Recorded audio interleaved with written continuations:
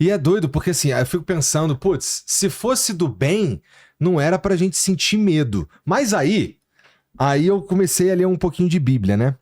E quando vem o anjo avisar que o João Batista ia nascer de uma mãe estéril, de um casal de velhos, Ele fala, não temas. então ele se assustou. Sim, pô, Ele se imagina. Pois é. Então assim, o do bem assusta também. Claro, o desconhecido Causa assusta. medo também, né? E aí fica um pouco mais difícil tu conseguir filtrar, porque se existe o do bem, existe o do mal. Ou sei lá. É que a gente também olha pras coisas tudo de um jeito meio bem e mal. É muito... É muito assim, é do bem ou do mal. Sei lá, cara. Os orientais não veem assim essas paradas. Tem várias culturas que não... Tu tá estudando budismo, tu falou. Sim, sim. Né? O bem tá dentro do mal e o mal tá dentro do bem, né? Aquela figura, né? Que é do Town Encounter, né? Aquele símbolo lá daquelas...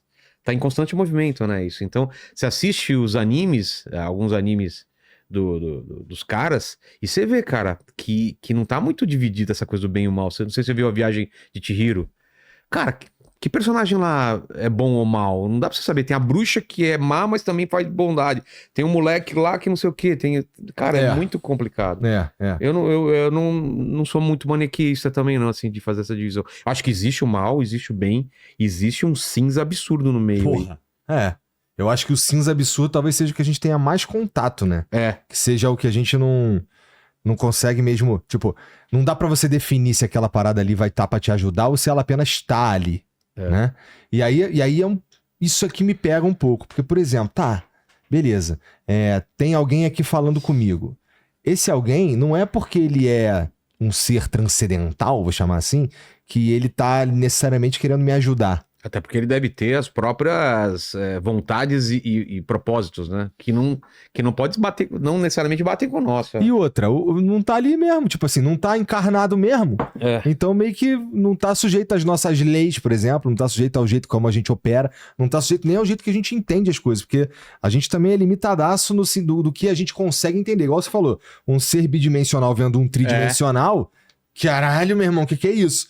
Imagina tu chegou a citar aí os caras de 5 dimensões. Eu não consigo imaginar o que pode ser um ser de 5 dimensões. Não dá.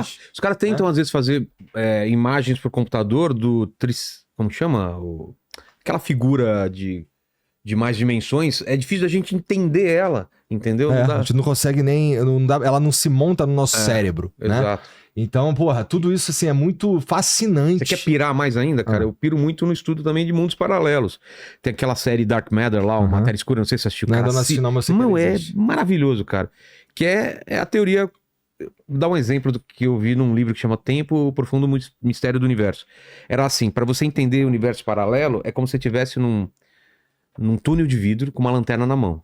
Essa sua lanterna é a sua consciência. Ela tá acesa, você nasceu. Ela apagou, você morreu naquele universo. Então, assim, você tá andando sobre esse túnel de vidro. O que você tá iluminando é o seu presente. Você tá vendo um sofá, você tá vendo uma mesa, aquilo é o teu presente, você sabe. Só que a luz, ela chega um pouquinho mais e fica meio na sombra. Você vê mais ou menos o teu futuro. Você vê que, eu acho que parece ter um abajur. Você sabe mais ou menos o que pode acontecer amanhã ou depois ou na semana seguinte. E o que você iluminou é o seu passado. Só que imagina que esse túnel se bifurca, a cada decisão sua, ele se bifurca em milhares e milhares. Então, você acordou hoje e veio pra cá. Você podia estar doente e não veio pra cá. Você bifurcou e foi para outro caminho. Você tá no caminho que você tá aqui. Mas tem um eu seu que tá deitado na cama doente. Tem outro eu seu que nunca se casou. Tem outro eu seu que o flow acabou no dia lá do Monark. Tem outro eu seu que nunca teve flow. Então, assim, tem milhares que seguiram caminhos separados. Então, cada vez que você encontra uma pessoa, ela tá com essa outra lanterna, vocês vão se encontrando, dividindo experiência e tal. Mas imagina que esses túneis todos já estão construídos. Você não tá construindo. Eles existem. Então não existe esse negócio de passado, presente e futuro. O que existe é sua consciência iluminando o que você chama de passado, presente e futuro. Entendeu? E se você tivesse a possibilidade de apagar aqui e acender esse outro Igor que não veio aqui, você ia ter as lembranças daquele Igor e viver aquela vida. E nessa série é mais ou menos isso. É um cara que decide abandonar a vida dele como cientista, que ele tinha uma carreira absurda, só que ele tinha que mudar de cidade, tinha filho pequeno, e falou, putz, eu vou ter que estragar minha família, morar muito longe, e não vai dar certo. Ele abandona isso, e o amigo dele, que era sócio dele, acaba ganhando o prêmio Nobel e tal, e fica ricaço. E ele fica pensando às vezes, putz, o que aconteceria se eu tivesse aquilo? Só que acontece é que um eu dele do universo paralelo que seguiu essa carreira, e é o cara mais fudido e fez a experiência que ele começou sobre mundos paralelos, ele constrói uma máquina pra viajar em mundos paralelos e vai pra realidade dele. E esse cara que é frustrado porque que abandonou a família, o filho e tudo mais, toda essa possibilidade dessa vida pra seguir a carreira, ele é infeliz, apesar de rico e não sei o quê. Entendi. E ele vê esse cara e fala, meu, eu quero essa família, eu queria essa vida. Aí sequestra esse cara, joga na vida dele e ele quer viver essa vida. E esse cara, de repente, acorda num lugar onde todo mundo trata ele bem, ele é rico, mas cadê a família dele? Aí ele descobre que o cara roubou, então a trama toda pira toda essa.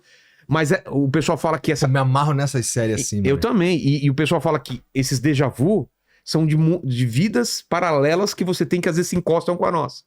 A vibração mental às vezes é meio parecida e você fala, cara, eu já tive aqui. Talvez não seja você, talvez seja um eu que tá vivendo uma outra vida onde você não tem acesso a essa memória. Então eu gosto de fazer essas piras, entendeu? De pensar nessas possibilidades. Ah, por isso que tu troca ideia com esses caras aí, tudo falando dessas coisas transcendentais, porque realmente assim, é um lugar maneiro de tu, e aí, porque eu escrevo, viajar. Né?